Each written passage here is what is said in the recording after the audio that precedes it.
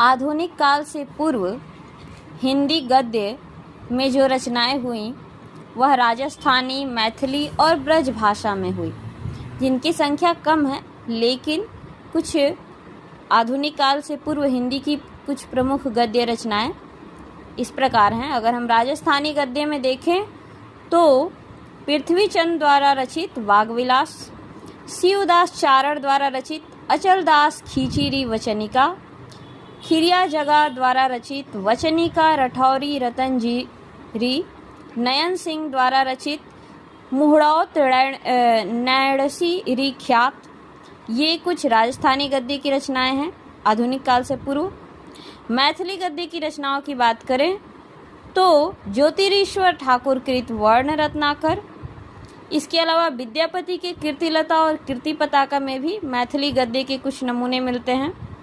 असम के वैष्णव कवि हुए शंकर देव, उनकी रचना कलिया दमन, राम विजय, रुक्मणी हरण, परिजात हरण आदि में मैथिली गद्य मिलता है।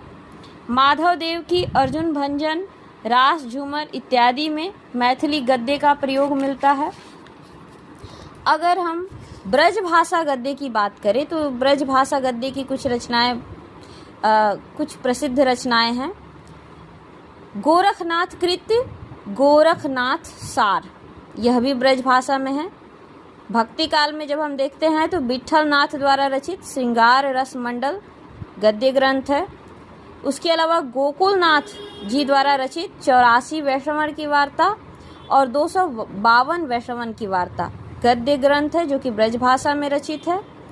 इसके अलावा नाभादास द्वारा रचित अष्टायाम, नाभादास द्वारा रचित अष्टायाम, उसके अतिरिक्त लल्लू जी लाल द्वारा रचित राजनीति, माधव विलास, प्रियादास द्वारा रचित सेवक चरित, सूरती मिश्र द्वारा रचित कवि प्रिया तिलक तथा बिहारी सतसई की टीका जो सूरती मिश्र ने लिखी अमर चंद्रिका, और प्रियादास द्वारा रचित हीत 84 तथा भक्तमाल की टीका, ये सभी रचनाएं। इसके अतिरिक्त अवधि गद्य साहित्य में भी एक रचना हुई रामचरण दास की रामचरितमानस पर लिखी हुई एक टीका। तो ये सारी रचनाएं वो हैं जो आधुनिक हिंदी गद्य से पूर्व, जो आधुनिक खड़ी बोली हिंदी गद्य है उसके पूर्व राजस्थानी और मैथिली और ब्रज भाषा और अवधी गद्य में रचित रचनाएं थी। धन्यवाद। चैनल को लाइक और सब्सक्राइब करें।